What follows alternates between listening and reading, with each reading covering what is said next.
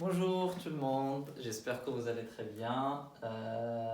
Alors dans cette vidéo, nous allons regarder ensemble, toujours dans la continuité des applications sur les ensembles de nombres qu'on a déjà fait ensemble.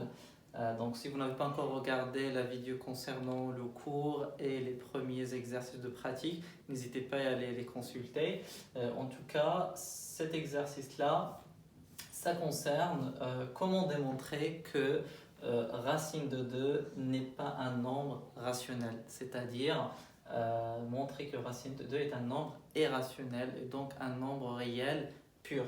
Donc juste pour mémoire et voilà pour rappel, les ensembles de nombres, donc on a n, après on a le z, après on a d, après on a l'ensemble q et puis au final on a l'ensemble r. Et là, ce qu'on essaye de démontrer, c'est que racine de 2, il n'est pas dans Q, et par suite, racine de 2, elle est uniquement dans cette bande-là. D'accord? Très bien. Alors, comme on l'a fait pour l'exercice précédent, c'est-à-dire montrer que 1 tiers n'est pas un nombre décimal, on va utiliser ce qu'on appelle le raisonnement par absurde. On va supposer que ce nombre-là est un rationnel, et puis cela nous va amener à une contradiction. Concrètement parlant, supposons, donc là je vais supposer, d'accord, supposons que racine de 2, il appartient à Q. On fait cette hypothèse-là. Alors si vous vous rappelez très bien, tous les nombres qui appartiennent à Q, si vous vous rappelez, Q c'est l'ensemble des nombres qui s'écrivent sous la forme P divisé par Q, d'accord? Avec P, il appartient à Z et Q, il appartient à Z étoile, d'accord? Z étoile, c'est-à-dire tous les nombres entiers relatifs à l'exception de 0. Puisque là, je viens de supposer que racine de 2, il appartient à Q, donc, il existe un certain P et un certain Q, d'accord? Qui appartient à Z fois Z étoile. Alors cette écriture pour dire que le P il est dans Z et le Q il est dans Z étoile. D'accord? Il existe un certain P et Q, premier entre eux,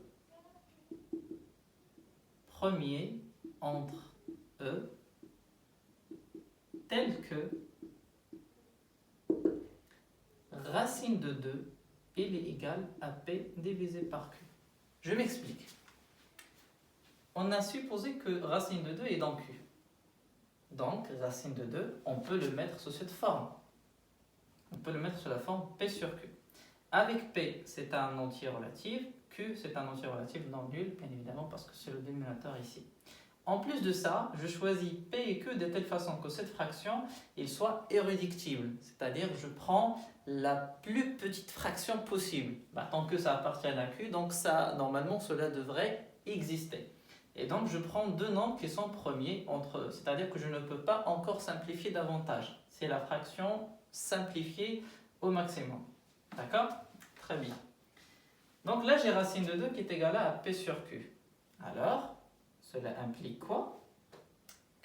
Donc là, je fais le produit en croix pour obtenir le P. C'est quoi P? Eh bien, c'est racine de 2 fois le Q.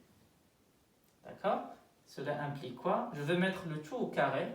Maintenant, j'essaye, pour que vous puissiez suivre mon raisonnement, j'essaye de trouver une contradiction au fait que racine de 2 appartient à Q.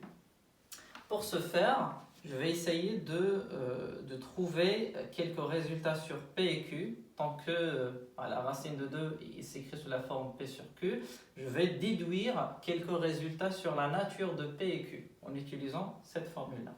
Donc, je mets tout au carré. Donc, P carré, c'est égal à 2 fois Q au carré. Pour rappel sur le chapitre des puissances, si vous avez A fois B le tout à la puissance n, et bien en fait ça c'est A à la puissance n fois B à la puissance n.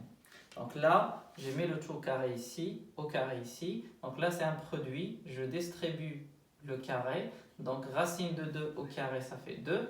Voilà, parce que le carré, il se simplifie avec la racine. Et q au carré. Qu'est-ce que vous déduisez? Vous avez p carré qui est égal à 2 fois quelque chose. Donc p carré, c'est quoi? C'est un nombre pair. Et donc, un nombre pair.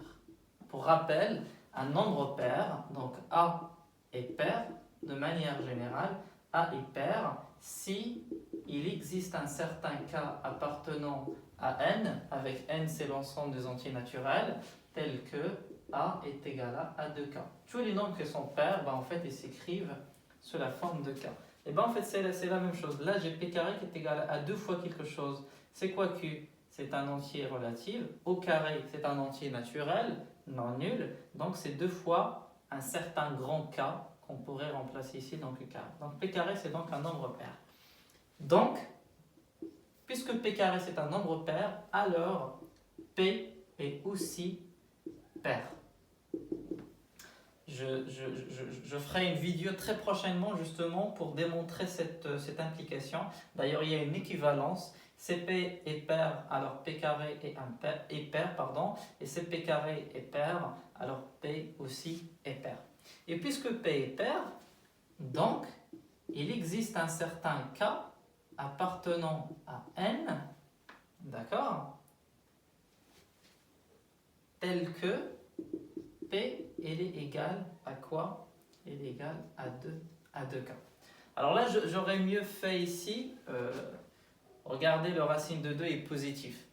Donc P et Q, j'aurais mieux choisir en fait l'ensemble des nombres pour P et Q. En fait, c'est plutôt n et n étoiles. Pour faire mieux, c'est le plus petit ensemble. Parce que racine de 2, c'est positif. Forcément, P et Q doivent être positifs. Voilà, pour faire simple. On peut très bien rajouter un moins et un moins, mais bon, c'est pour ça que j'ai fait Z et Z étoiles. Mais pour la simple histoire, pour que vous l'ayez aussi en tête. Donc il existe un certain cas appartenant à n, parce que P, on va dire qu'elle est entier naturel, tel que P elle est égale à 2K. Je reviens à cette équation-là, que je vais nommer l'équation 1.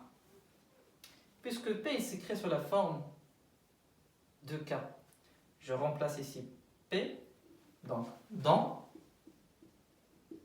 l'équation 1, P au carré, donc 2K au carré, ça fait 4K au carré, égale, parce que quand je fais P au carré, d'accord, P au carré, ça fait 2 carré fois K carré. Donc 2 carré, c'est 4 fois K au carré. Égale à quoi?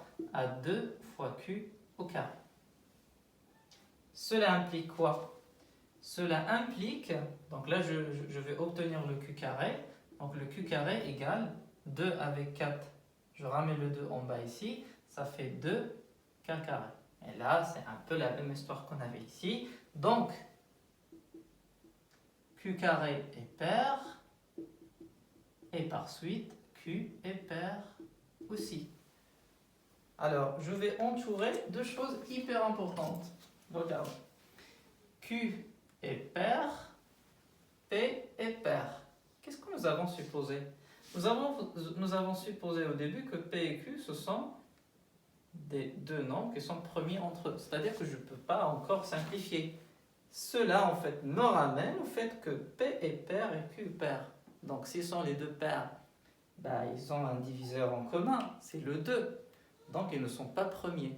Donc, cela contredit l'hypothèse qu'on avait fait ici. Et par suite, donc là pour faire simple, et par suite, racine de 2 n'appartient pas à Q.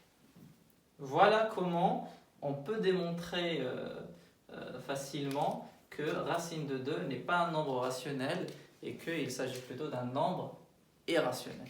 J'espère que vous l'avez très bien compris et on se retrouve très très bientôt.